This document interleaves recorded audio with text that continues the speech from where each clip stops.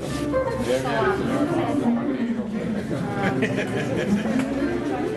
good.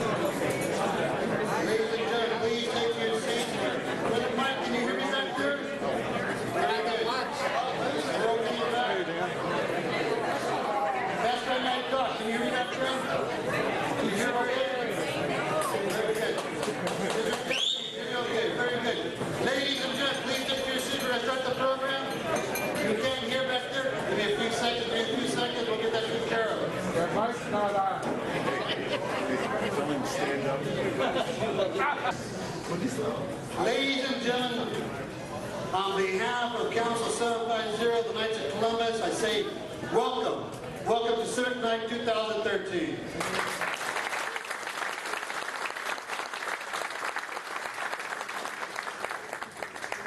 This is indeed a very, very special night for us. Tonight is Columbus Day. That's what we were found under. The Knights of Columbus Council 750. We've been here for a little bit of time. We looked to our banner. We were chartered here back in March 22nd, 1903. Actually, 3 months before the city of Oxnard was actually chartered. And so we've been here a while. We enjoy it. This is the night that we acknowledge our elected officials and public officials for their service to our community. It's never that easy to put your name on that ballot. It's not that easy to be in the forefront of the public, to try to do what's right for our community. And because of that, we at the Knights of Columbus say thank you to them. And we take this day, Civic Night, to have to say out loud to everyone, thank you for your service.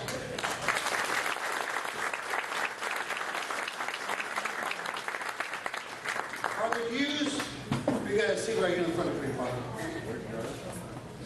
At this time, we're going to change protocol a little bit, and I'm going to go ahead and relieve myself from the microphone, And we're going to turn this right over to our master of ceremonies. The gentleman who will be taking over tonight is no stranger to our council. Actually, if you were to go to the back room, what we call the Colombian room, his picture is in the back wall because he's a past Grand Knight. Past Grand Knight would be an individual who kind of runs an organization like a president. And we're very, very honored to have such an individual be taking place tonight. Ladies and gentlemen, please welcome our master of ceremonies, the one and only, the respectable past Grand Knight, Byron Weirmeyer.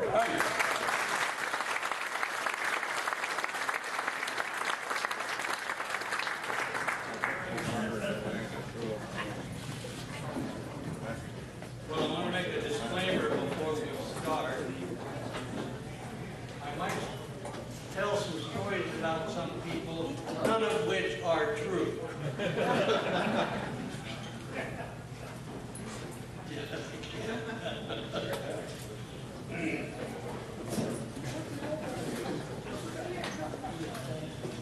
I'd like to acknowledge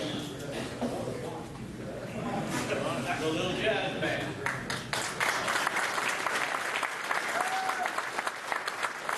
They'll be back in a few minutes.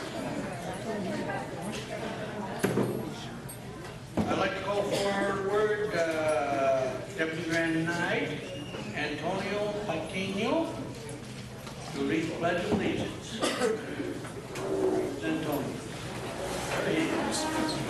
Please rise.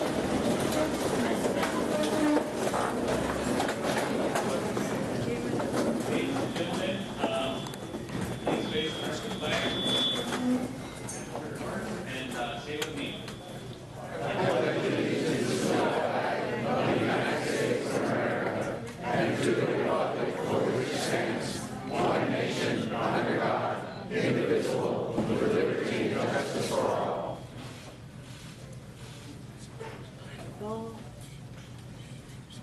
Thank you, Deputy Grand Knight.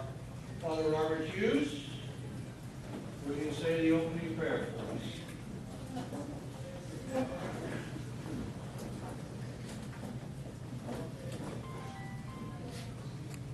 Almighty Father, thank you for calling all these people, calling all of us to a life of meaning,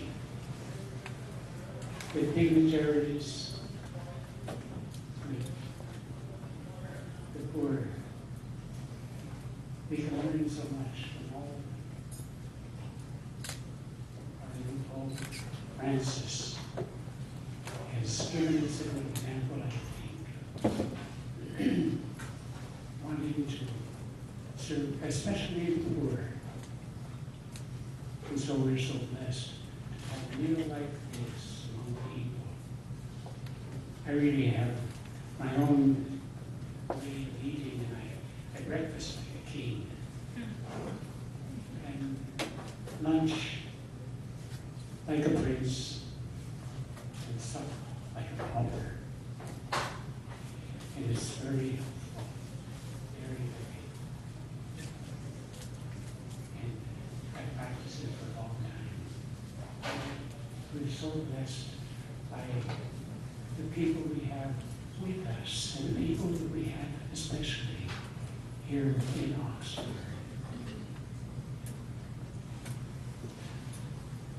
I'm so privileged to be here for a good 30 years.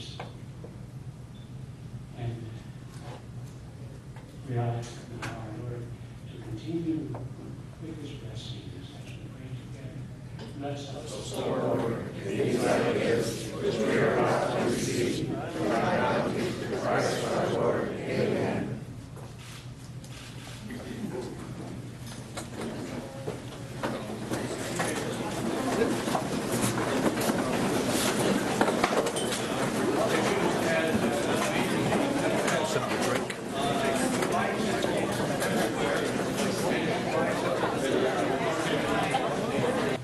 He's very ecumenical also, and recently he went to lunch with one of his rabbi friends, and he began kidding the rabbi, saying, "Rabbi, when are you going to give up avoiding the pork?"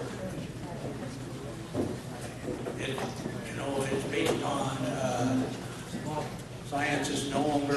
good. Why don't you cut loose and have some ham? Rabbi shot back at me, at your wedding.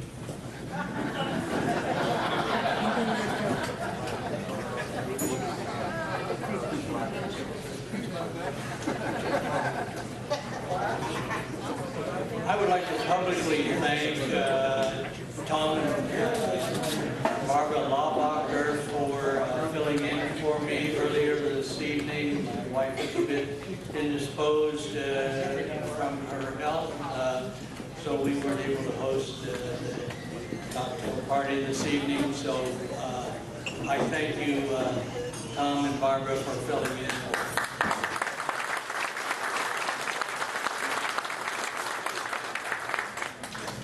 I'd like to also thank the Santa Clara High School ambassadors who will assist us with serving the meal this evening.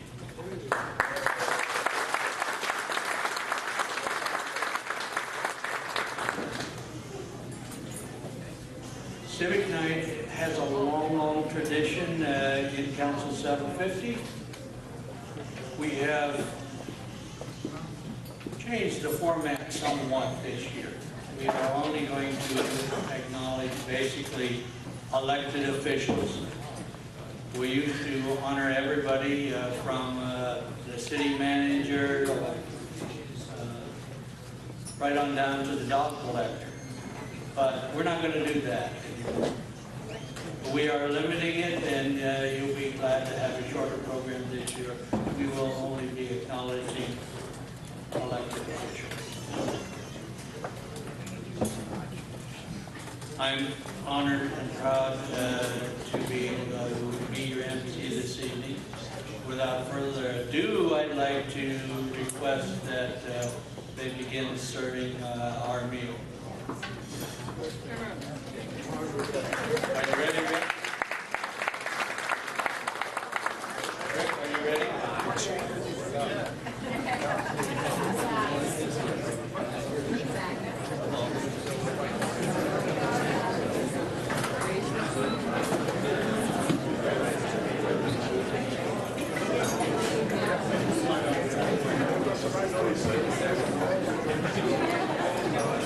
And I'm only going to make this one political comment tonight.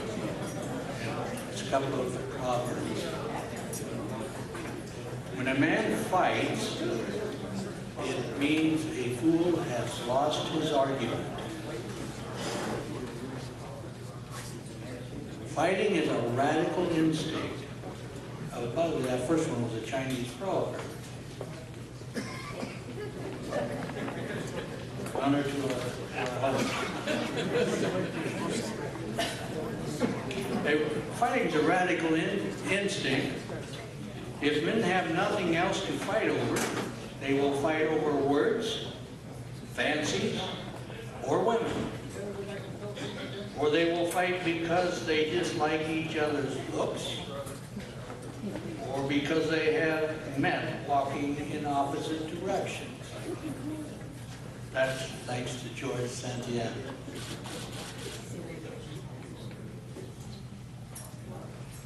But Irving Washington said, humor is the oil and wine of a merry evening. So, let's have a merry evening.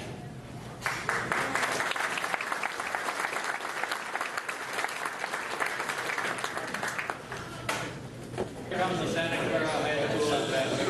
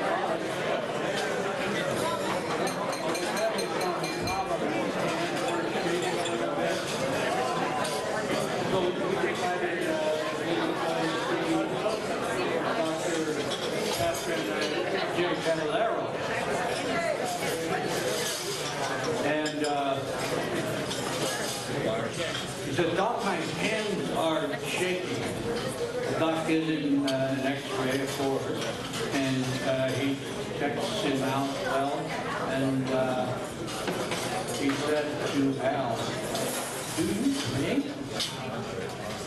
Al said, "Not much. Well, most of it."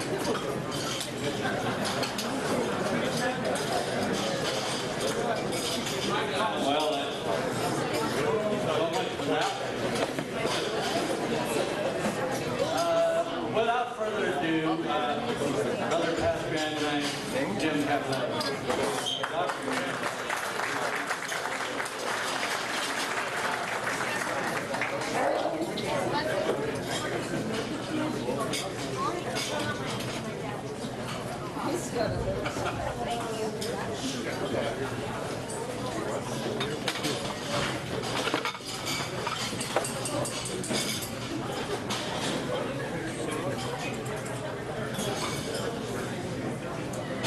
Okay, good evening. I'm Dr. Jim Caballero, Pastor Grand Night, 1986, 87. William Grand Night,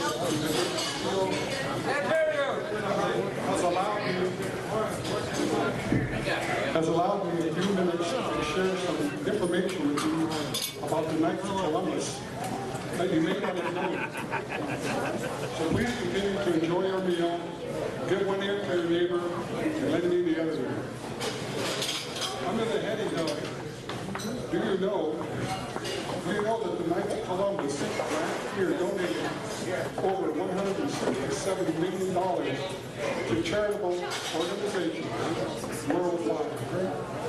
Over 13 million benefited people with intellectual disabilities, over 4 million to those with physical disabilities, and over 3 million to Special Olympics, just to name a few.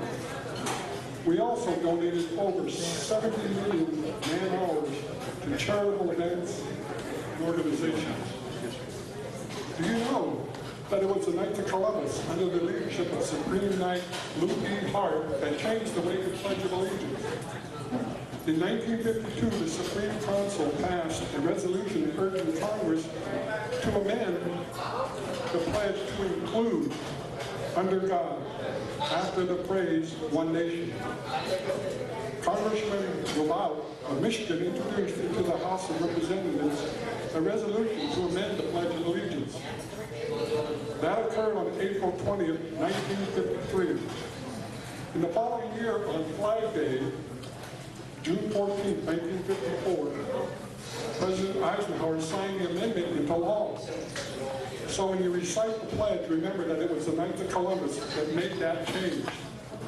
You may want to share that with your family, especially your grandchildren. We want them to carry our message on. And incidentally, President Eisenhower wrote a letter to Supreme Hart, and he stated these words. These words, under God, will remind Americans that despite our great physical strength, we must remain humble. Do you know that President John F. Kennedy was not only a third-degree member of Bunker Hill Council 62, but he was also a fourth-degree member as well? Did you know that his brother Ted was a third-degree member too? Do you know that our order, in response to the terrorist attack of September 11, 2001, established on September 12th, the very next day, the $1 million Heroes Fund. Our order presented checks for $3,000 each to the families of all full-time professional law enforcement officers, firefighters, and emergency personnel who lost their lives at the World Trade Center and the Pentagon. And did you also know that 45 brother Knights died as well? Do you know that the Knights sent 2,000 wheelchairs to landmine victims and people with disabilities in Afghanistan and elsewhere in the world through its partnership with the Global Wheelchair Mission? The Knights have since distributed over 40,000 wheelchairs around the world.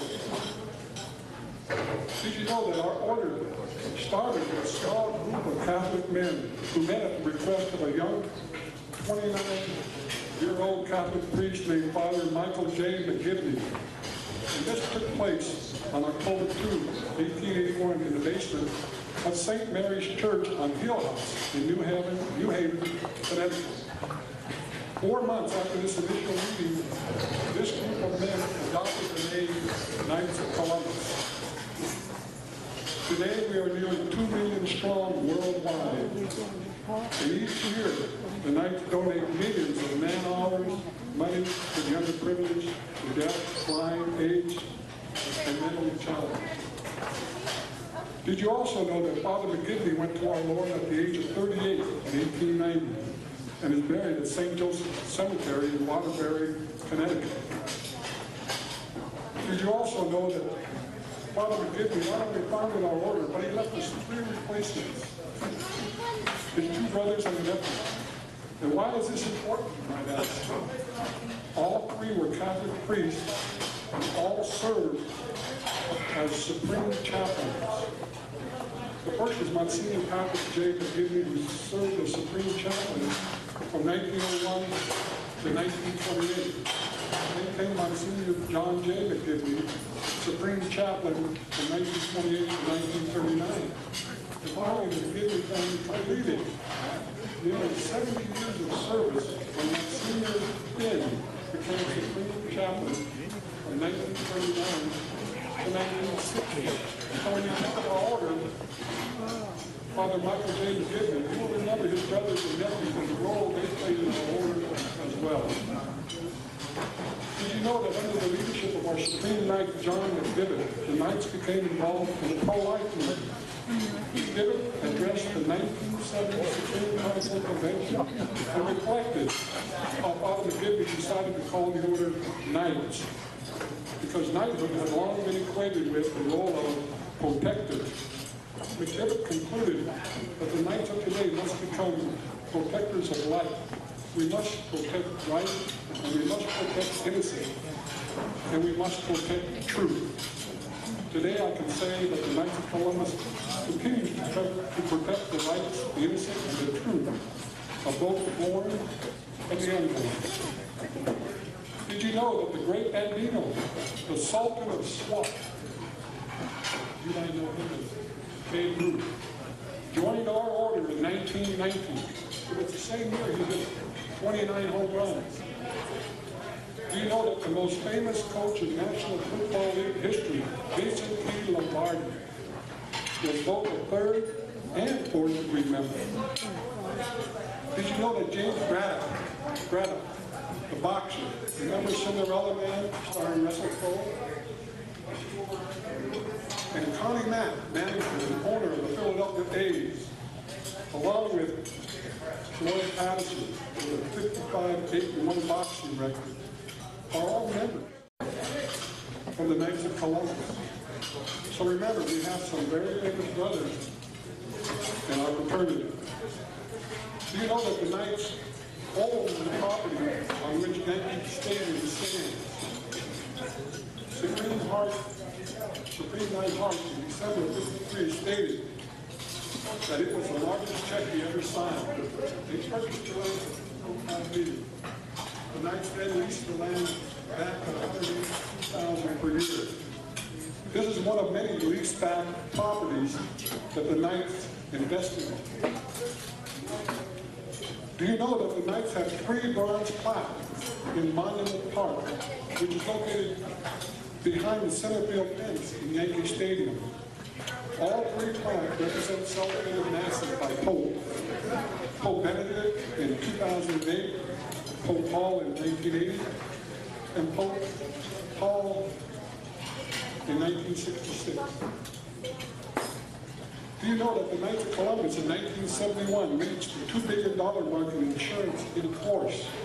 Today, that figure is over $90 billion, ranking the Knights 909 on the Fortune 1000 list of America's largest companies. And a side note to remember is that our insurance sales have grown by more than 23% in the last 5 years, while sales in the industry overall have declined by 7%. And that says a lot to our insurance agents and our membership. Do you know that the history is recorded by Christopher J. Coffey in his book, Faith and Fraternalism, The History of the Knights of Columbus, 1882 to 1982. It's a record of our first 100 years of service to America and the world. I encourage all brothers and guests in the Knights to get a copy for their own reference. Do you know that our current Supreme Knight, Carl A. Anderson, when asked, why do men join the Knights? He replied, the men who join the Knights of Columbus do so to improve the lives of their families, to provide financial security for their wives and children, to strengthen their parishes, and to make their community better.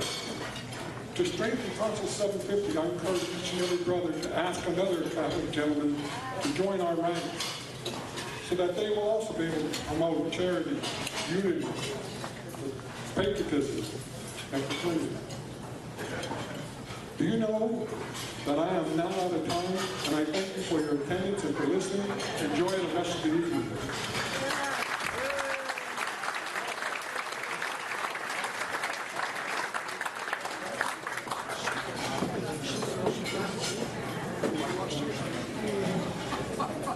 I'd now like to call up our mayor, Jim Flynn, and President.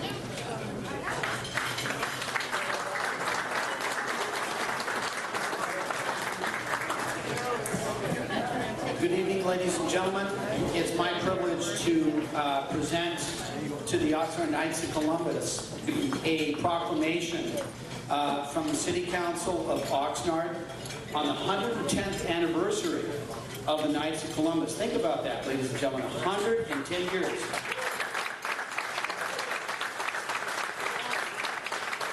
And I'd like to call up our Grand Knight, Ed Castillo. Ed?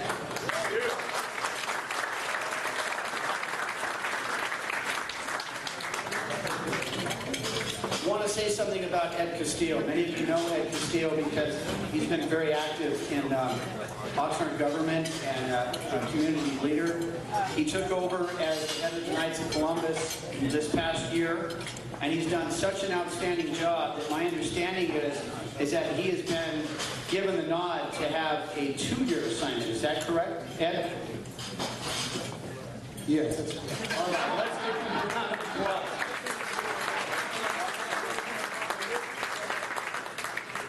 So many things have been said about the Oxnard Knights of Columbus, and I have this commendation that is from the City Council of Oxnard, and on behalf of the people of the City of Oxnard, I'd like to present that to you, and just make a few comments that the Oxnard Knights of Columbus, many of you know, is a Roman Catholic men's organization, fraternal organization that helps people in the community. And there are many groups that help people in the community.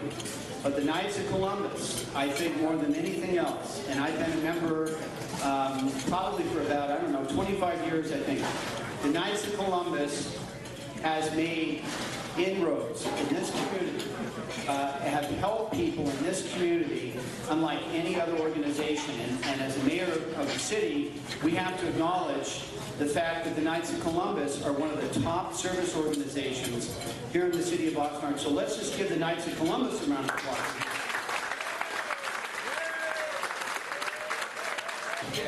This organization will continue to do the good in this community, and especially under your leadership. And I don't know if anyone knows, but if you're not on Ed's texting list, how many people here are on Ed's texting list? All right? That means that we get texts sometimes 2 and 3 times a day. There's never been a guy that has used social media and technology to get the word out, to get things done. I've never seen anybody operate the way Ed Castillo does. Ed, thank you for your leadership, and thank you to Council 750 for your great deeds for the community. Thank you.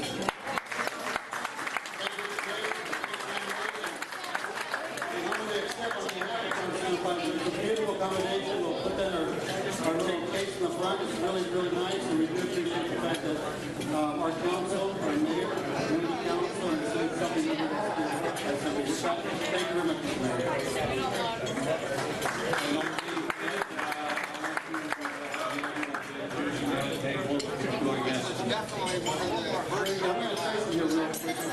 I know we heard a little bit of feedback earlier when the conversation taking place. I'm going to try a different microphone, so bear with me, please.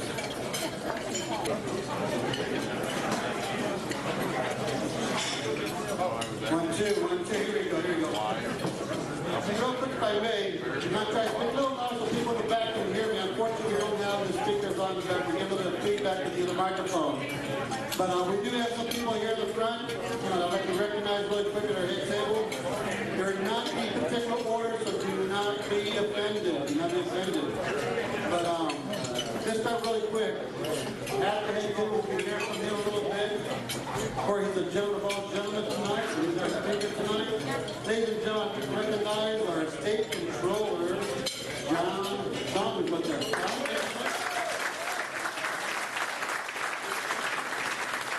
Right next to him, we're very honored and privileged to have with us the owner of Haas Automation, a major employer of our city, a major contributor to our city. We'd like to welcome Gene Haas. Gene, thank you very much for being here, Gene. With them, as part of what we call the Haas Foundation, we have two other people with them, Mr. Bob Murray and Peter Zerhut. Thank you, gentlemen, for being here tonight. Haas Foundation. They are in our brochure tonight. They are contributors tonight, and we're very, very thankful they're here. With us tonight, the 750 is only one of many, many towns in the state of California. We've worked within chapters, we've worked within the districts. And there's one individual in charge of all the Knights of California. We're really pleased to have him. He's not a grand knight or council. He is the state deputy of our state of California. Ladies and gentlemen, with us, Mr. Tim. Yeah, thank you very much for being here. Right down the road a little bit, represent the 5th District of Oxnard, our very own, the brother knight as well. He is the supervisor of the 5th District, ladies and gentlemen, John Zergosen. John, welcome back. A little close to the front, we have our Chancellor Jess Santana. He's an officer of our council. Jess, thank you for being here. This person here is very special to me because he is very special. I'll tell you why. When I leave come June, he's the new Grand Knight. Ladies and gentlemen, the Deputy Grand Knight, Antonio Latino. Antonio! We made the introduction early from our mayor, but I say this one again because she is a very special lady. Ladies and gentlemen, with us is the Mayor Pro Tem for the City of Oxnard. Ladies and gentlemen, Carmen Ramirez. Carmen. Earlier we had a mixer at our Pat Friday night. Mr. Lawbach opened the house and it was a real good time there. We had our city member, Jeff Gorell there. Unfortunately, because he is active military reserve, he's shipping out, getting ready for training tomorrow. He's flying out to Colorado. But we're very fortunate. He always has his field representative. With us today was Mrs. Amanda Brody. Ms. Brody, thank you for being here. You know, so many things take place at the Knights of Columbus Hall. Make sure we do things quite right. We've got to make sure our reports are in. We've got to make sure the guys are behaving. So there's somebody above me very close, and we make sure we do it all the time. He's what we call a district deputy. The district deputy here is with us tonight, Mr. Daniel Flores. Dan Flores, thank you very much for being here. He looks good before you guys drove back all the way from Vegas. Is that right? Vegas a little while ago? You drove back from Vegas a while ago, you're still thinking about it. The answer is yes. There you go. But also with us, you know, if you look right above, we have a banner. It tells you who the Grand Knight is, who's the Chancellor, who's the Deputy Grand Knight, who's the Warden. These guys get elected by the council itself. This individual is not elected by the council. This actual person is appointed. Aside from the main office in the state of Connecticut, he represents Supreme. We're glad he's with us now. I'm really sure I know he has things going on with his family, with his wife, and his wife is getting ill lately, and keep her in prayer. But he's big time to be with us tonight. Ladies and gentlemen, the field leader, the worthy Daniel Robles. Dan, thank you very much for your time. This guy is very special. He's the one that showed you guys how to lounge. When it comes out 6:20, he hits that bell, and I tell the ward, make sure you get everybody out and we'll start on time. Ladies and gentlemen, as you get the jacket on, the ward of the hall, which is called a ward is like a sergeant at arms. Ladies and gentlemen, Mr. Bill Harris. Bill, thank you very much, Bill.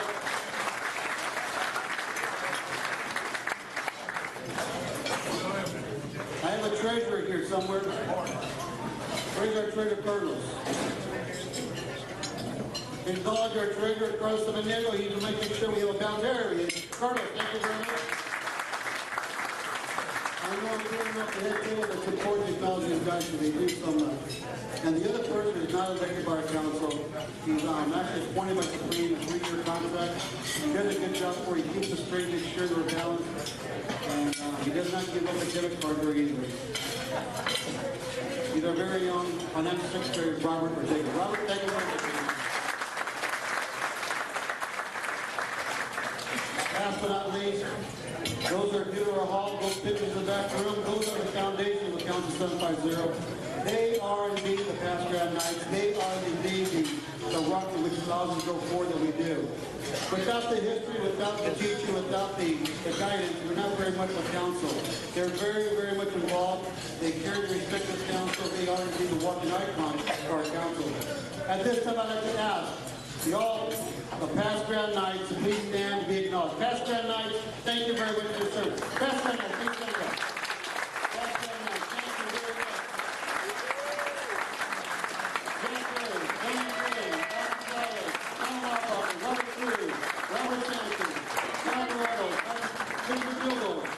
Dave Robles and Matthew Thomas and the big, the bad, Frankie Chavez from San Paul, who is our grand manager. We got Frankie Del over the front, and the band. We got Tony Gray in the back. And we also have the front, the one that plays the microphone sometimes, is Jim Lovato. Jim Lovato, thank you very much.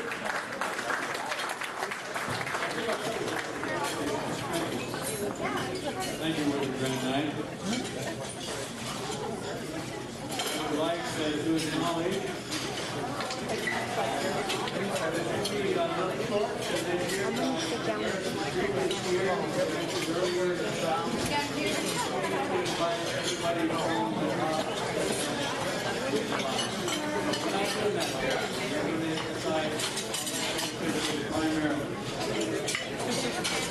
we've already introduced him, elected official, Supervisor John Zaragoza.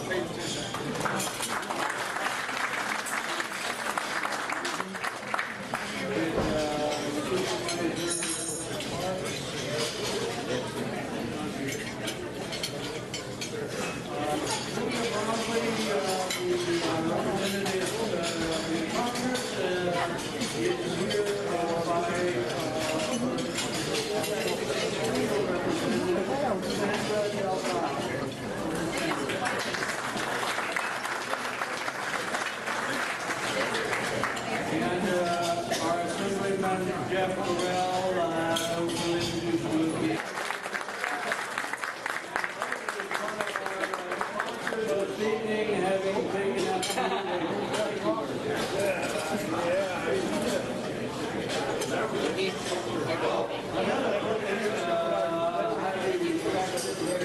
darn well better respect her. Our chief of police, Jerry Williams.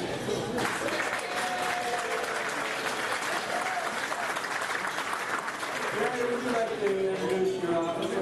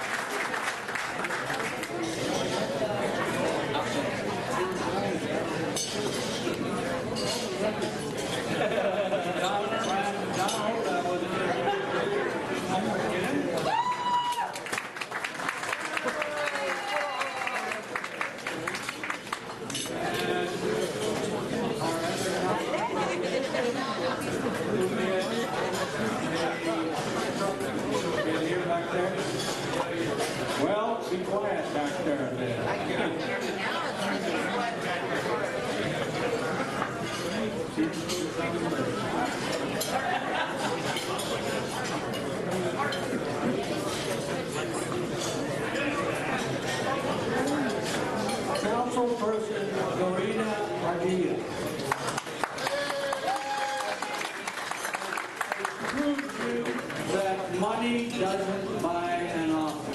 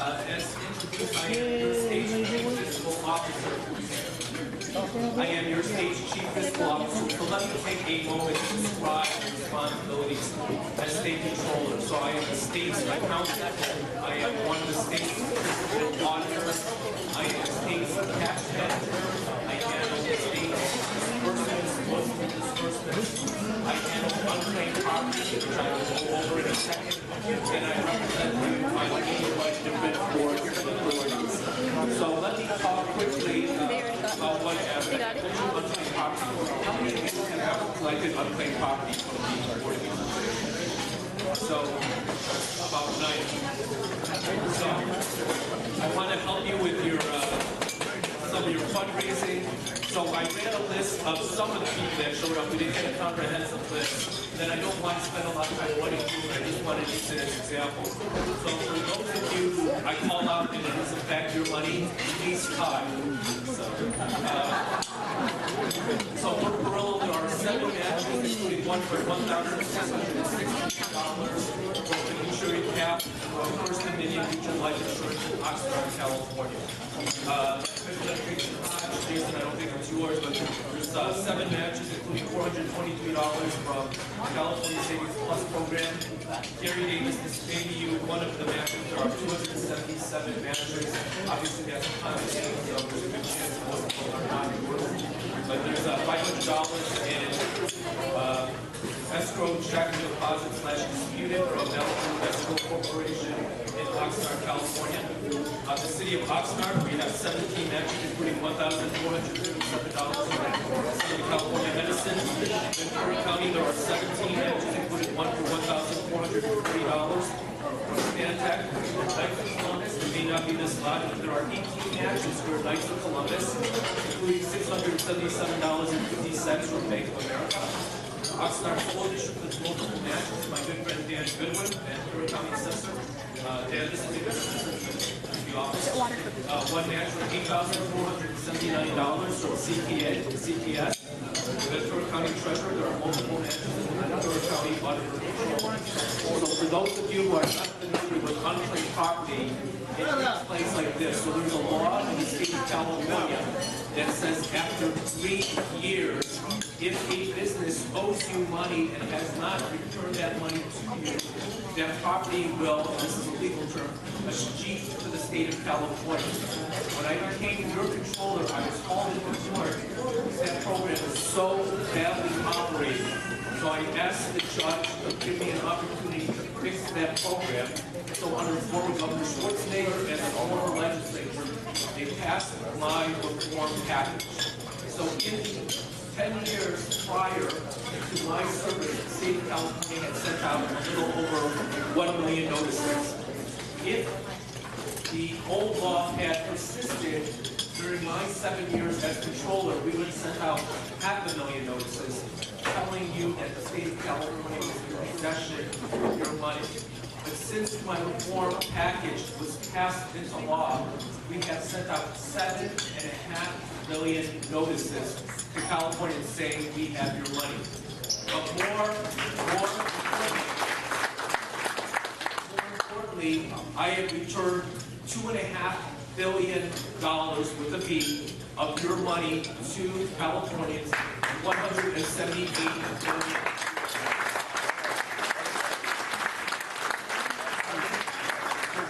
You have your smartphone, go ahead and check my designated unclaimed property website.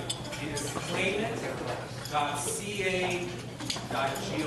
Claimit.ca.gov. You're all right people. Where it says Maine, you know what to do. Please check for your family member, your loved ones, your friends, your church, your nonprofit organization. We want to get you your money back. So that's my unclaimed property program. So I've been asked to share with you a little bit about state finances. So I'm going to talk about from a macro perspective, then tie it down to the state of California. So we all know there are the major consideration today impacting and garnering news is the debt ceiling impasse in Washington, D.C. We are coming closer to agreement. Now I want you to think about the idiocy that's happening in Washington, D.C., because it has a profound and deep impact on good, innocent Americans. And Washington should have learned from California's experience, unfortunately, in 2008, 2009. We have a state domestic product of close to $2 trillion. Right, so when I was controller, we were, at the outset, we were the world's 8th largest economy. During the recession, during the global financial crisis, we fell to the world's 12th largest economy. We didn't drop significantly, but the countries that developed a lot of gas, natural gas fuels, they grew. Russia, and they surpassed us. But like any cycle, right, and you have business cycles, you have economic cycles, you have mineral-based economy cycles. Those mineral-based economy cycles, Australia, Russia, they are decreasing. Because early on, a few years ago, we know that gas prices were very high. So one of the key takeaways we have to remember, because we care about our public servants, we care about education, we care about healthcare, we care about the financial health, is California has been operating in a state deficit since cash position July 13, 2007. That's not a good position. That's not a good position, right?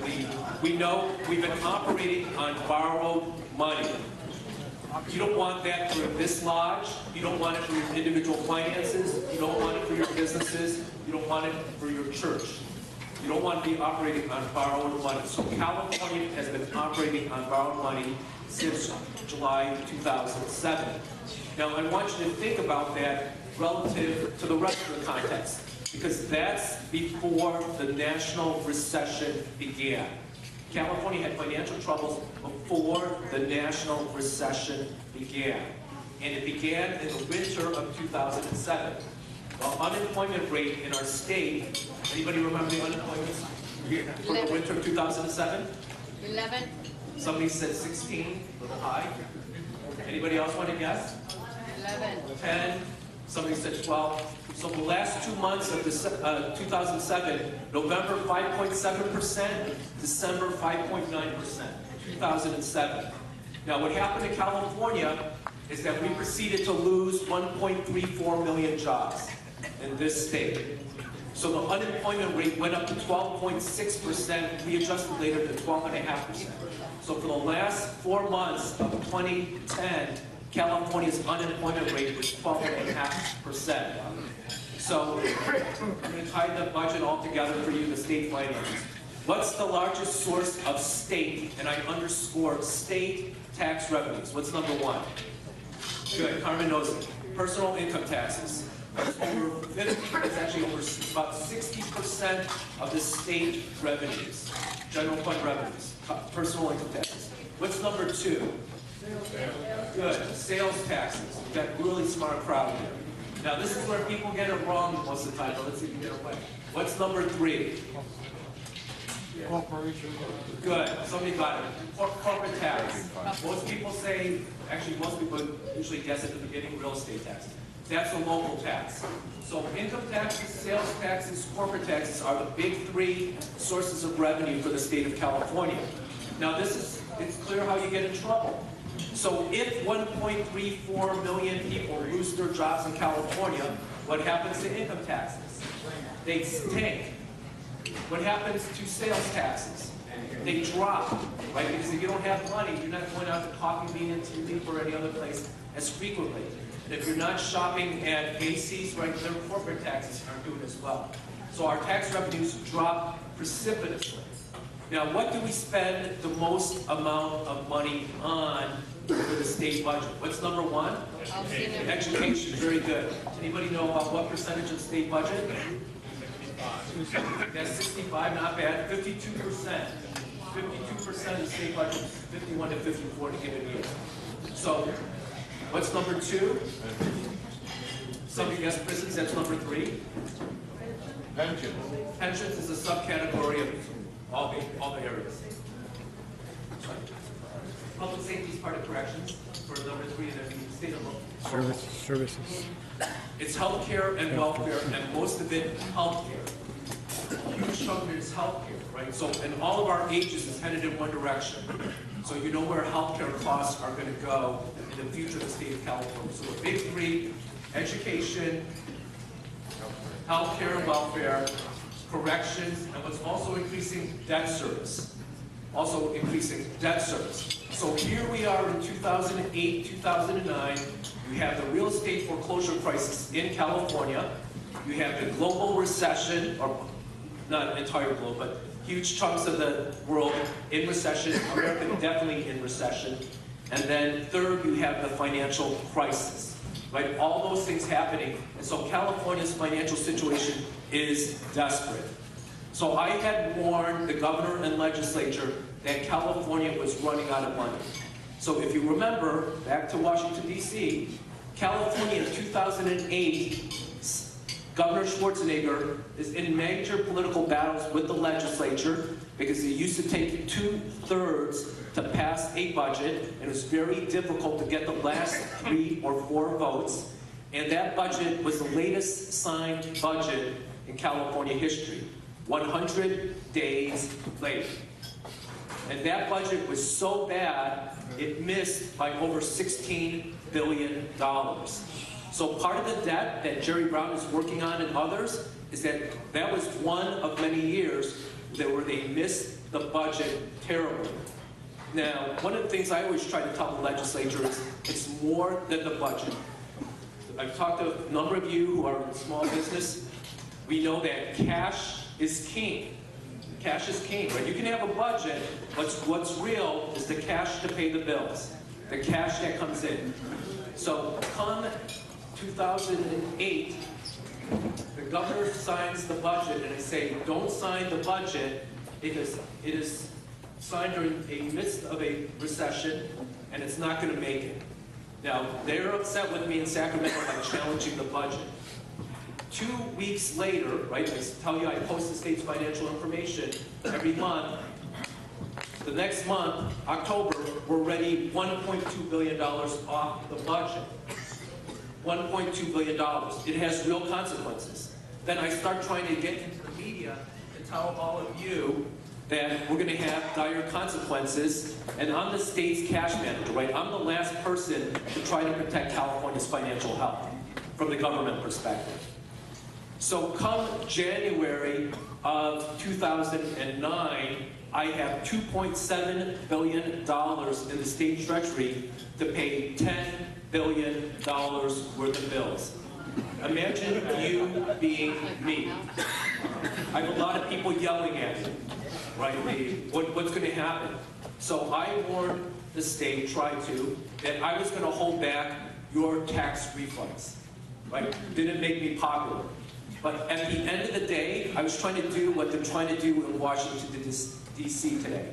I did not want California to go off the fiscal cliff, right? I didn't want us to default on our debt. Because at the end of the day, you still have to have the economy running, right? And you have to have money flowing into the system. And if I let the state default on our debt, it would have been worse than me holding back some payments. Why? Because we would have all been in court suing each other. We would have been waiting for a judge to make a decision who I could pay or who I could not pay. So I was trying to do what Washington, D.C. was contemplating if they don't fix this, right? Am I going to pay somebody's veterans checks? Am I going to pay people's Social Security? Am I going to pay people's Medicare? Am I going to keep the federal parks open? Am I going to pay the private sector contractors down in San Diego, and it's 25% of their economy, the defense industry? Are these private sector vendors going to be able to keep their employees paid? Are they going to give them health care? That's today in Washington, D.C., what we were doing in California. And the discussion this week at the federal government is they're thinking about pushing it off to a little bit later on, right? They're talking about pushing it off a few months. Well, when you push it off a few months, we already have an example, right? So they passed another budget in California in 2009, but the budget didn't work.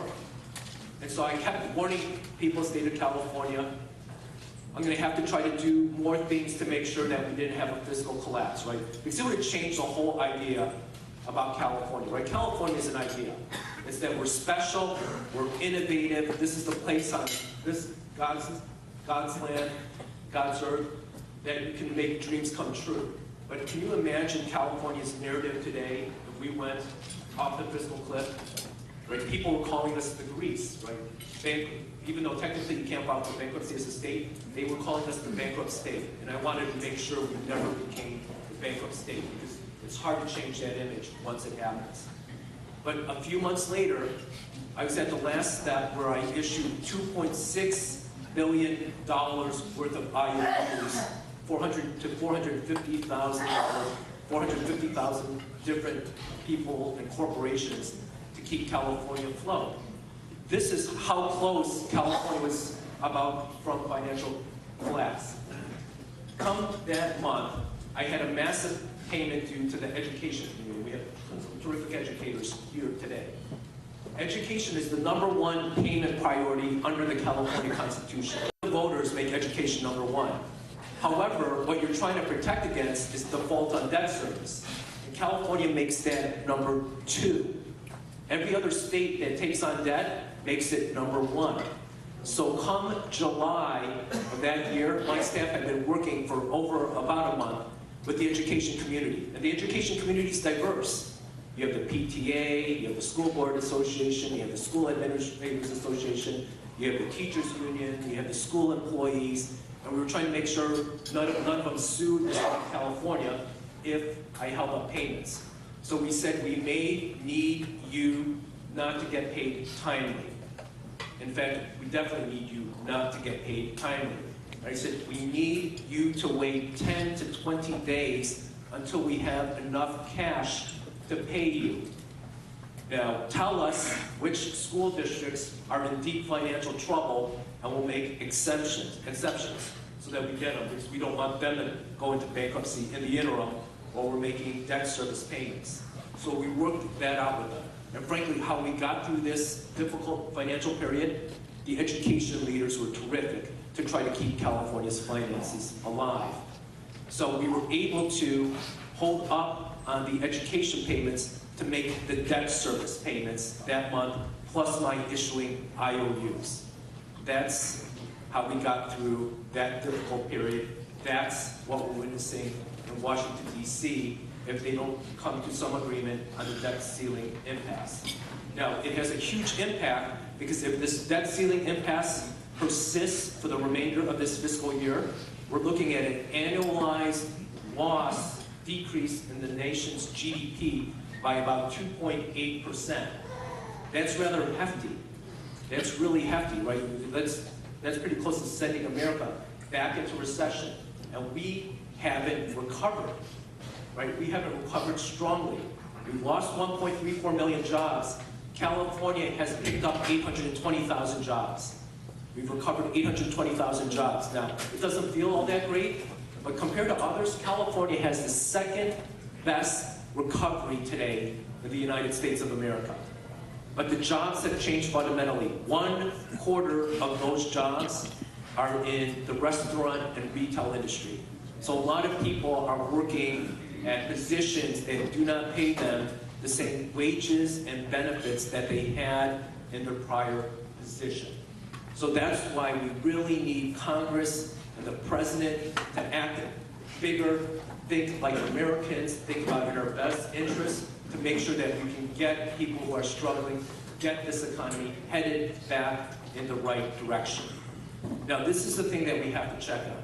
How we got into trouble, how America got into trouble during this last recession.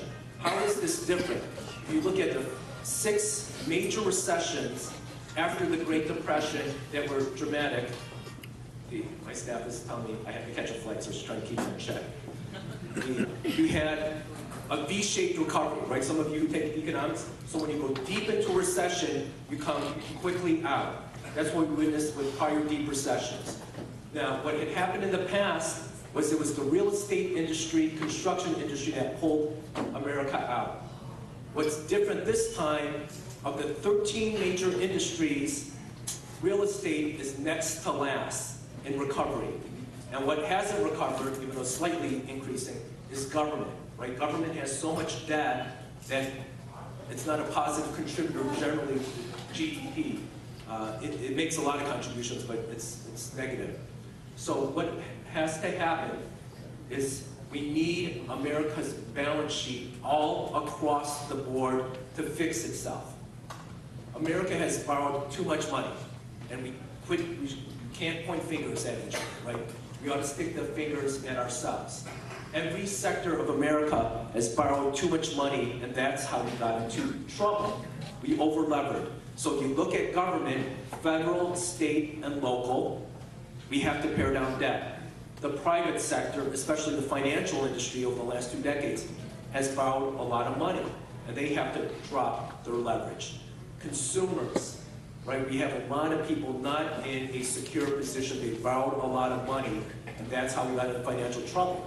So that's why this recovery is so slow. Because if John loses a job during the recession or the financial crisis, and then suddenly gets a job, but now I'm making minimum wage, right? It's going to take me a long time to get out of debt. And then if I'm shopping at Mr. Flynn's shop, but I'm not doing as well and I'm buying less, right? How is he going to keep his lights on? How is he going to pay his employees and their health care? Because Mr. Flynn spends at Ms. Ramirez's shop and he's not doing as well, she's not going to do well. That's why this recovery is so slow. And then here's the issue that comes on top of it, right? Because the issue before the debt ceiling impasse was what was the Federal Reserve going to do, right? Everybody's afraid of the Federal Reserve. The Federal Reserve's been buying a lot of bonds, right? A lot of assets, right? America's been operating on caffeine provided by the Federal Reserve. So what happened is when we had that recession and John and Mr. Flynn and Ms. Ramirez couldn't spend, right, and they weren't buying stuff, the Federal Reserve would send money into the system to keep money moving to try to grow the economy. Because in the long term, right, it's a simple premise. You have to earn more money than you spend. Over the long term, right?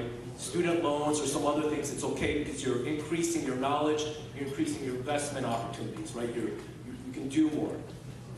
But if that doesn't happen, then you have problems. And so that's what we're working our way through. Now, it's been good for the past year or so, actually 6 months, because if you remember, the stock market before the crisis was 14,000. Then it went down to 6,500. So America lost about $14 trillion of wealth. We lost $14 trillion of wealth during the recession. Now, over the last 6 months, when it was at its high, we've had the fastest increase percentage-wise of household wealth. Not nominal wealth, percentage-wise increase. Right? Because the stock market is over 15,000 and real estate prices are back up, not back prior recession, right? But we had a median household in California, housing value of close to $400,000 a few years ago. It went down to 280. Now it's back up into the a little higher than the mid-threes, right? So wealth has increased, so people feel more comfortable spending. However, what we have to be careful of is people's spending patterns are a little bit precarious. Today, people are spending, again, more money than they're making. Now, how does it impact the state? So we built up that huge debt I talk about. The governor calls it the wall of debt. The governor wants to take down the debt to about $4 billion in 2016-17. So he's making progress taking down that debt, but this is the macro effects that we have to pay attention to. So the longest times between recessions in America is 10 years. We're 4 years out of the last recession. The voters of California passed a tax increase last year, Prop 30, which in an average year raises an additional $6 billion. Now, for those of you wondering why didn't we do that, last year this time, we had 188 school districts in financial trouble. Those 188 school districts educated 3 million of the 6.25 million kids in the state of California. So we were talking about reducing the school year for California kids by 15 days. That's horrible. Like, the most important investment, like, just from an economic perspective, is human capital. It's us, right? It's our knowledge, it's our skill sets, our ability. If you do anything, right, in terms of building an economy, you educate people. And that's what we need to do. So we were looking at reducing the school year by 15 days. Now remember, America's educational performance is decreasing vis-a-vis the rest of the world. We're the wealthiest nation in the history of this globe. If we want to continue enjoying this standard of living, we need to make sure that our kids and our grandkids, in my case, 6 godchildren, are more educated than I am. Right? And we're not seeing that in California. We don't have enough college-educated kids going through the system to replace us, the baby boom generation. Right? That's asking us to have healthcare issues when we're older and retirement issues because we can't sustain ourselves as a country at the pace that we're enjoying. So we need to fix it immediately. And so that's the focus that needs to take place. So we have 6 years to fix our debt.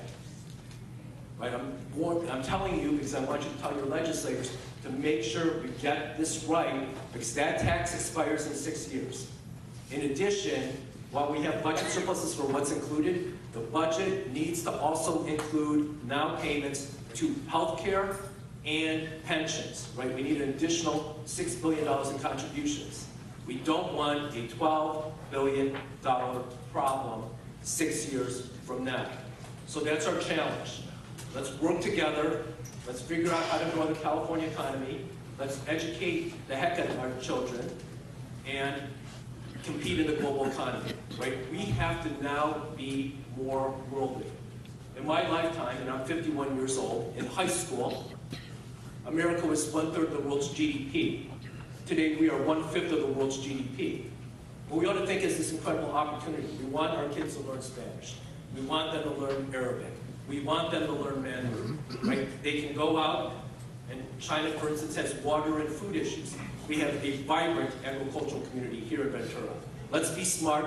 Let's teach our kids how to speak Mandarin. Let's go sell billions of goods to China. Let's get our money back. Let's create a great standard of living. Let's provide additional money for schools, healthcare, great public safety, and thank you for your savings.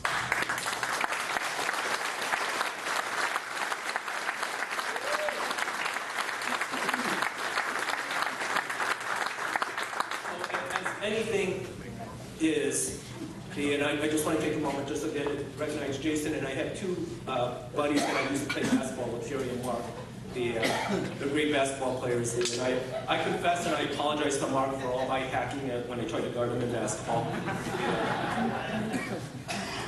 My parents were immigrants as introduced to this country.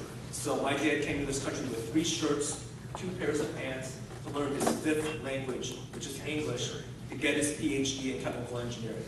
It wasn't easy, but he understood that America was the best country to fight for an opportunity for his family. Right? We have an opportunity only with hard work, only with sacrifice, understanding a bigger vision, which Washington, D.C. needs, to build a better California. We are incredibly blessed. Let's not forget that. Let's come together and make this place as special as it can be. Thank you very much.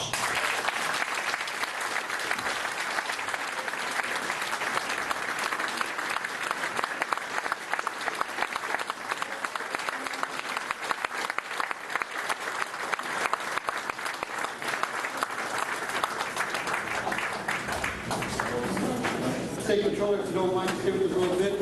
Deputy Van Knight, please step forward. Warden, please step forward real quick for a quick presentation.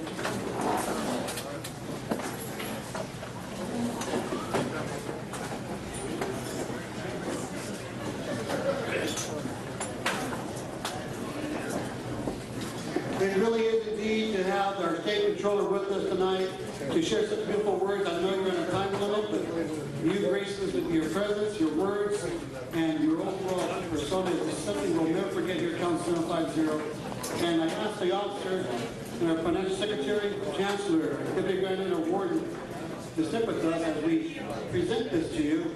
It's a small little gift, so you remember us. Present to you on this day as our distinguished speaker for Civic Night 2013, and we hope you'll never forget your visit here at 750. You're always welcome here, and if we can, we'll come visit you in Sacramento.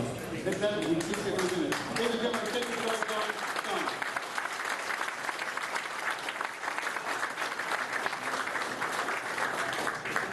We're really short on time, really quick if I may, and I know people want to take a quick break, but we can't take a quick break. We've got some more to take care of. Our state controls will leave, but there's something I want to make sure you do.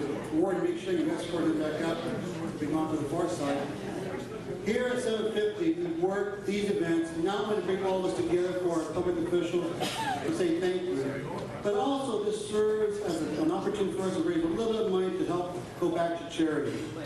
The foundation of our order is charity. That's the framework of charity itself. That's where it goes. What we do is we put it right back to where it's needed. And you know what? Every day it's hard. We get a letter, if it's not for the sisters who are married who need help, if it's not going to be the father from Uganda who needs help with the water, or maybe the school that needs that school grant. We talked about that a little while ago. We have a school that has no grant for access for children with disabilities or the parents who want to see their child receive an award to go up to the grant. We've been asked to get something together. We're not sure how we're going to do this. We found a way. We received a beautiful, beautiful gift. A corporate sponsor stepped forward, and it was just a beautiful night to have our state controller with us. At the same time, we thought, well, maybe we'll make a little bit of money to get the mother taking care of that particular child, or take care of the sisters of marriage. We want to bring people into the condo. Haas Foundation came out and looked for us. Haas Foundation came out and found us. We were so touched. We have a bill of $30,000 to build a school ramp. Two young ladies want to go to the conference for vocations. And vocations is a very hard thing to keep at this time. The answer to holy orders is just not there. You need another $3,000 for that. Father Ramey's want to go back to Uganda. He's here for a little bit of time at Santa Clara. He just wants water filters. $1,500 worth of water filters. Brother Knight, you know what's being called for upon us to make this happen. Haas Foundation came forward. They came forward without hesitation. They heard our work that we're doing. They know it's money we don't keep. If it was money for us, controller, we would have air conditioning. But we don't. We have the money, we have a better sound system. We don't have feedback somewhere else. And believe me, when Pastor Brad and I never done God wants to get something better done in his hall, he finds another layer needed elsewhere. Can you please, Pastor Brad? Ladies and gentlemen, with our controller here, we think it's very important that we acknowledge our corporate sponsors here. An organization that's been in our community for a number of years, a major employer of our community here in Oxnard, and no doubt, a friend to nonprofits. At this time, I'd ask Mr. Gene Haas to please step forward.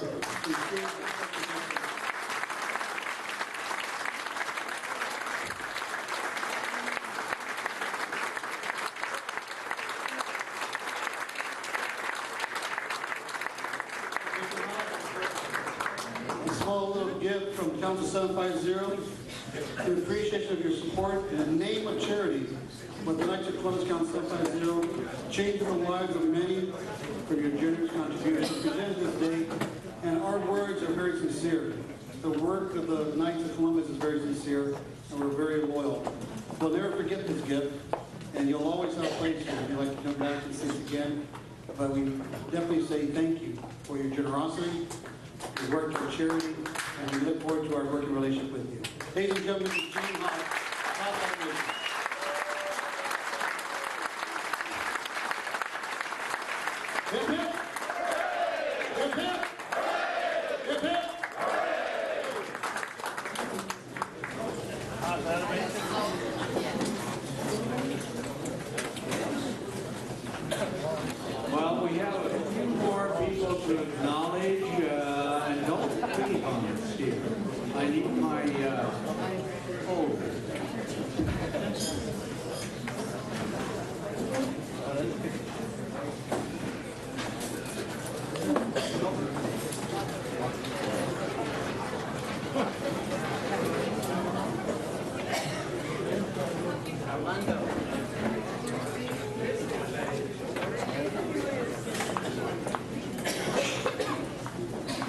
Continuing where I left off on introductions, Councilman Doug Breeze, City of Port Hueneme.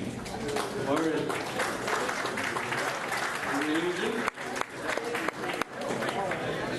And Councilman John Sharkey.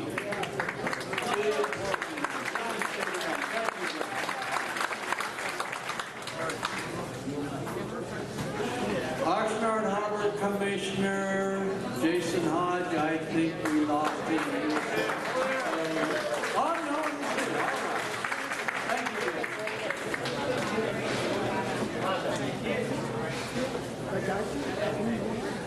Oxnard School District Trustee Al Duff.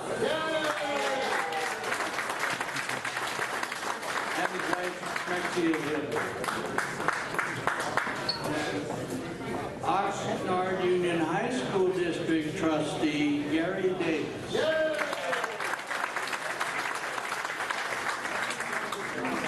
Ventura County Assessor Dan Goodwin.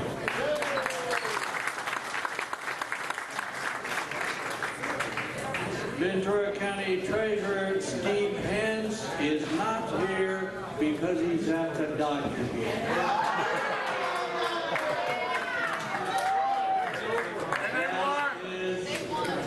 Harbor Commissioner Dr. Lopez. And he sent his wife.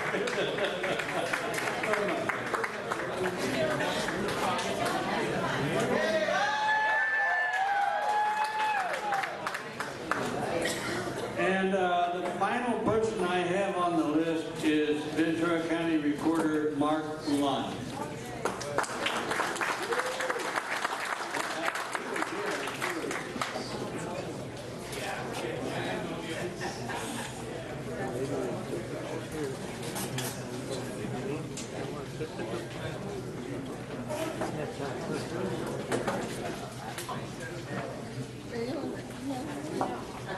Now, just one comment.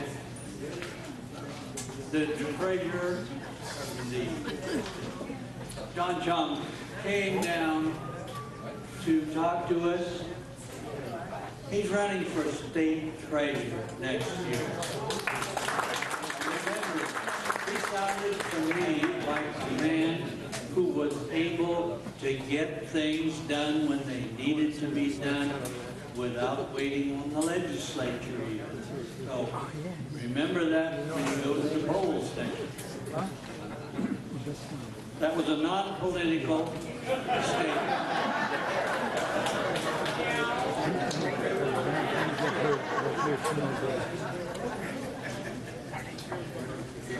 And we have our state deputy who would like to say a few words. Yay! He's the Chief Executive Officer of our state Knights of Columbus Council.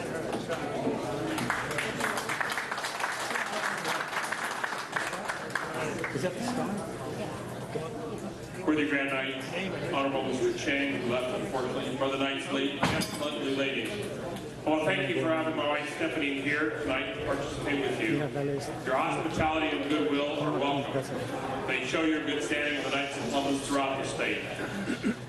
I've been asked to discuss, you heard earlier, about the order why, and I'm going to bring it down to what we in the state of California have done in the Knights of Columbus. You heard the order began in 1882 by Father Michael McGivney in New Haven, Connecticut. Well, it was founded in California in 1902 in the institution of Council 615 in San Francisco and 621 in Los Angeles.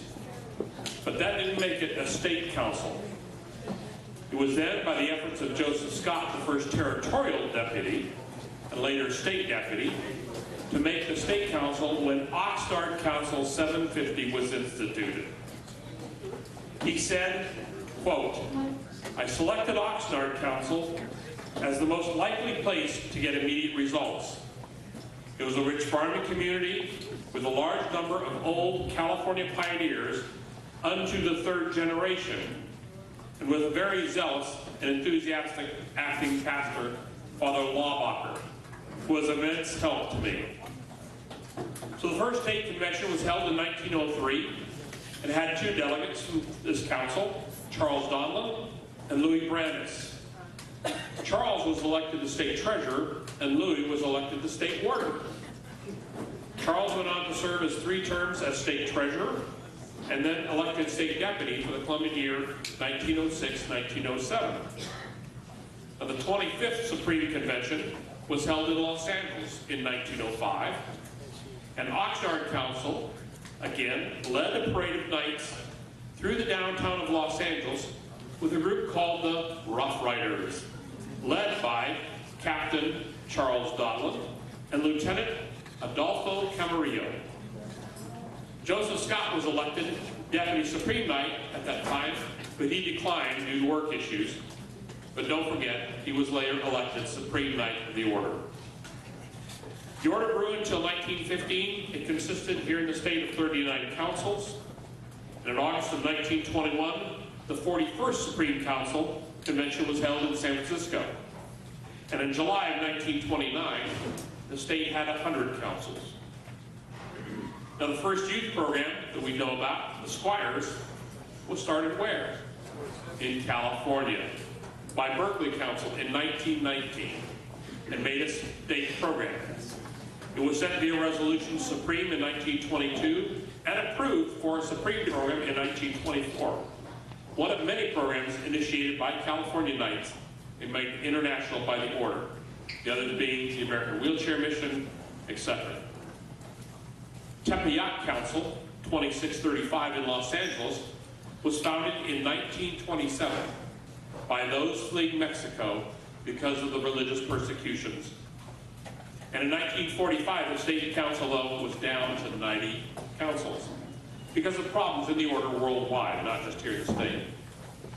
By 1960, we were back up to 211 councils with the largest growth ever. Now in 2002, as you see here in 1903, but in 2002, the state council celebrated 100 years in the order. Today, we're 111 years old and growing stronger, at over 600 councils in the state, and a membership of over 71,000 members in this state. My brothers and friends, I ask you to continue to support tonight's and our programs, and invite others to join us in our mission. Viva Jesus.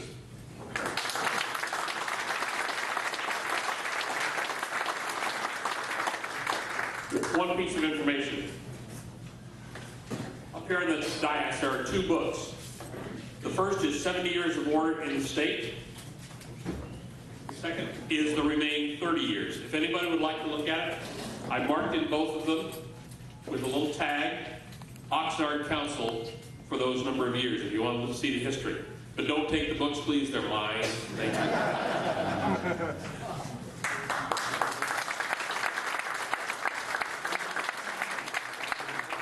Before we go any further, is there any elected official that I have omitted from the list? Anybody recognize anybody we've overlooked? Well, looks like we made it.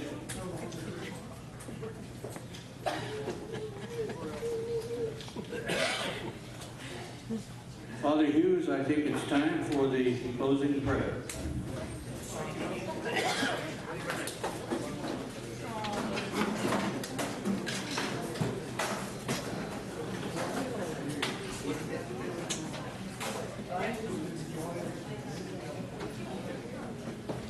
Father Hughes, hang on to that piano. We're not quite there yet.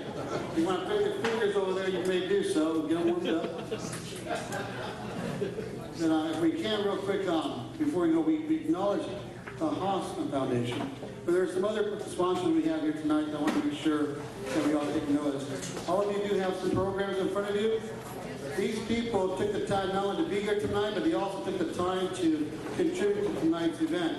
We've heard about the Haas Foundation, but also we want to say thank you to our table sponsor, the Port of Hueneme, the Oxnard Harbor District, for being here tonight and sponsoring this event. We also want to acknowledge the Hank Lacayo Institute.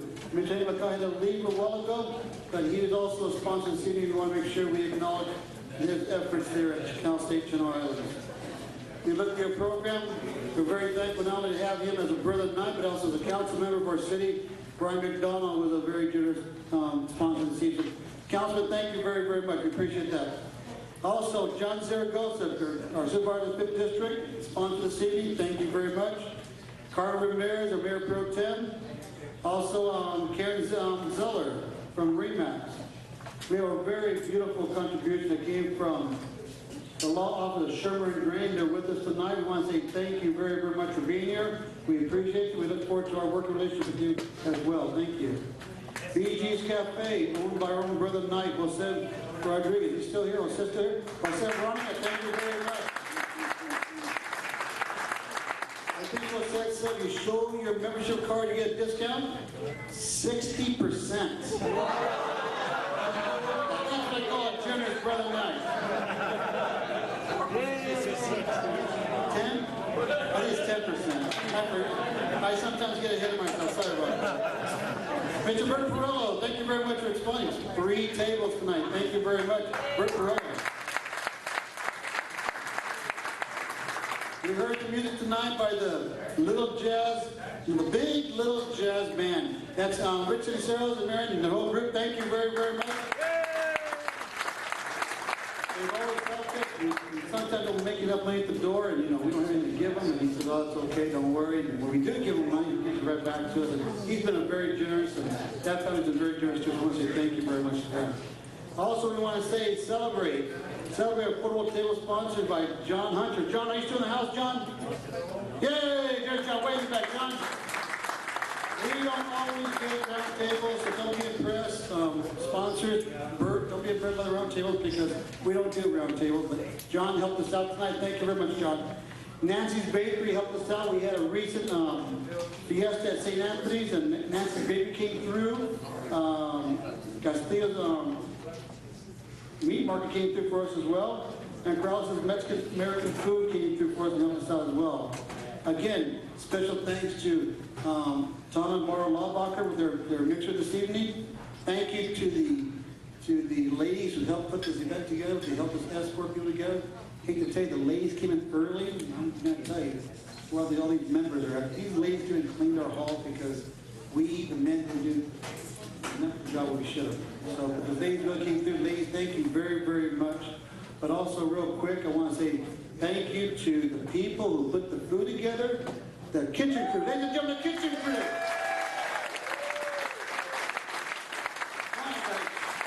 These guys did it. They put it together. We got Scott, we got Angel back there. We got Bobby. We got Mike, bartender at the mixer. We got Rick Prentice. We have Bobby Lopez. Bobby, you're a new member, aren't you? You're a big boy, aren't you? 18 years old. He's about to go into the 4th degree order. Congratulations. Hector Nala. John Moore, thank you very much, John. It's good to see you back out. Thank you very much. Ruben Bolietta, where's Ruben at? Hey, there you go, Ruben. Ray, thank you for jumping in. This is the kitchen crew helped us put together, and it's such an honor to have these guys out here. It's so hard to see what goes on behind those doors. We kind of make fun of this slide. We're kind of waiting for our food. Boy, these guys are working. They started, what time this morning? 6 o'clock, I'm sorry. Information's incorrect. How about the ambassadors? Are the ambassadors still with us? Are the ambassadors with us still? Very nice to hear.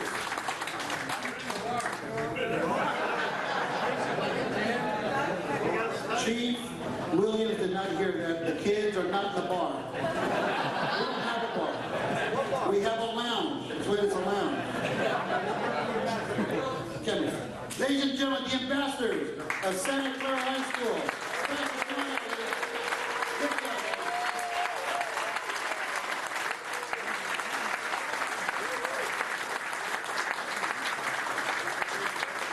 These young ladies and young men have always come out every year to help us out. And we don't negotiate. We give them their money. We help them out to give them a little bit of money to help them out a little bit. And this year, where's Miss Teresa at? Miss Teresa still here? Teresa's way in the back, and she says, grand night, we prefer not for money this time. I go, what do you want? The kids like the money. By the time you get all the events, all four, you line them all up, you get all your money, you got a big old pile, but the school year's over. They want their school shirts now, is that right? Brother Nice, they're going to be, tomorrow's a membership meeting, 7 o'clock, show up. I think they'll be asking for some shirts, so you know what we're going to do? They can hang me, but I'm going to say, granddad, I'm going to put that motion on the floor, we'll get a second, we'll have somebody help you out. We'll get your shirts for you, okay?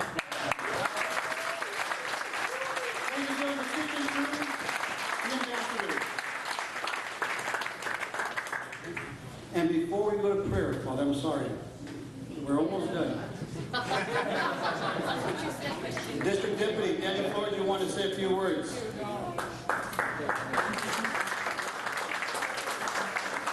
District Deputy, I think we're our first event been here with us. With our state deputy as well too. Wow. Make it. You know what? We're doing really good on time. Here we go. We got the way. Thank you.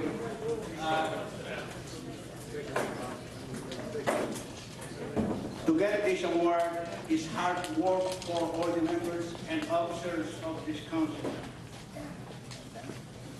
I'm honored to present to you this award, and with my state deputy, I want to invite him to present this award because it's hard work for the whole council. For the state deputy.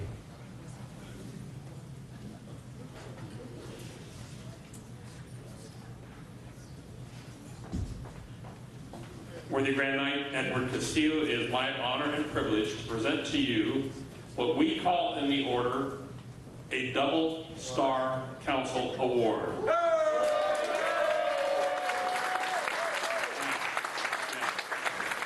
What that means is that this council got twice the amount of membership they required, twice the amount of insurance membership they required, thanks to the worthy field agent Danny Robles there, and submitted on time, which is the hardest thing for most councils to go do, a Columbian Award requirement, which says that they did at least 4 activities in each of the 6 general categories that we deal with. That's family, church, community, council, youth, and culture of life.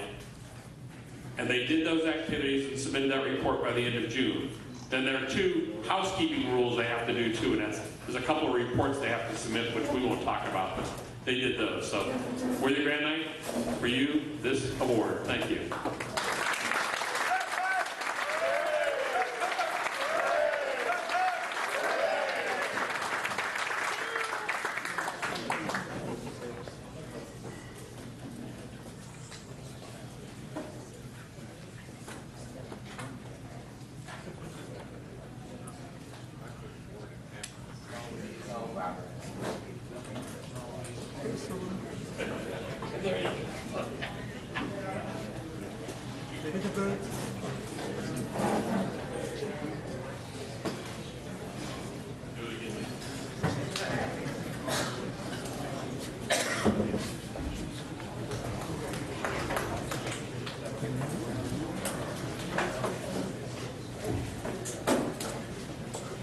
Thank you, worthy District Deputy. State Deputy, that was a very, very kind award. It's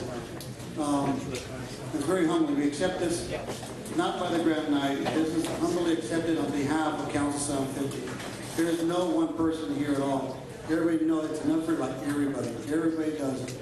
You got people working in church, you got people working in the community, you got people working in the council.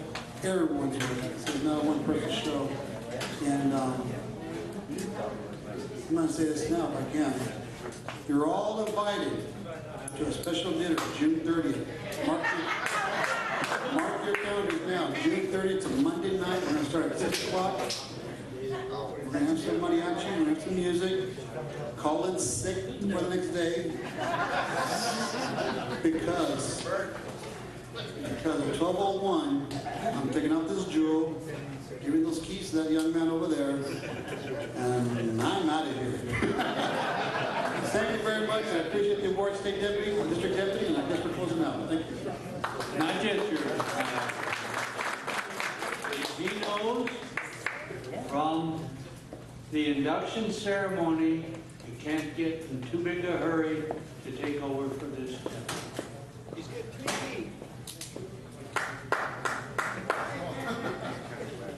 All right, now, Reverend Father, please lead us in the prayer. Dodgers won 3-0.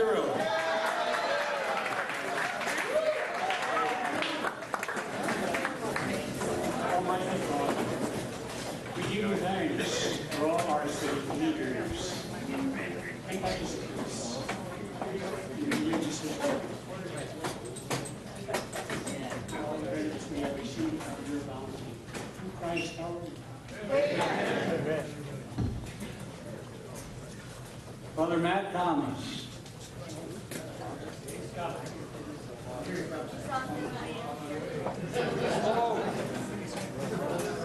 Matt Thomas of Golden Voice.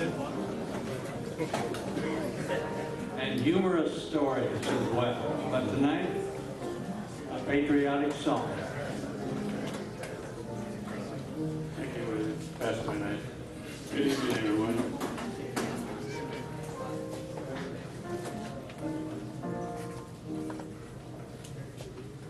While the storm cloud gathers far across the sea, may we pledge allegiance to a land that's free. May we all be grateful for a land so fair, as we raise our voices in a song of prayer. God bless America,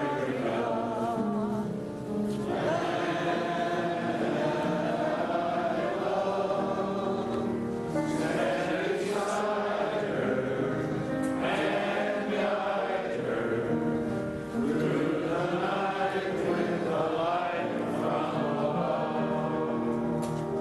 From the mountains to the prairies, to the ocean, wide before.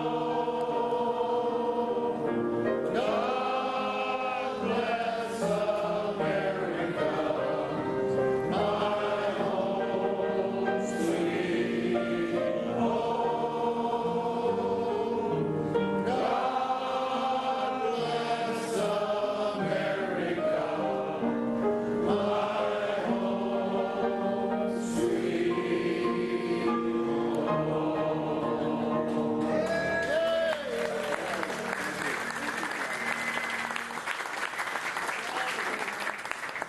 Thank you, Matt, and ladies and gentlemen, that concludes our program. Thank you for staying around, and good night.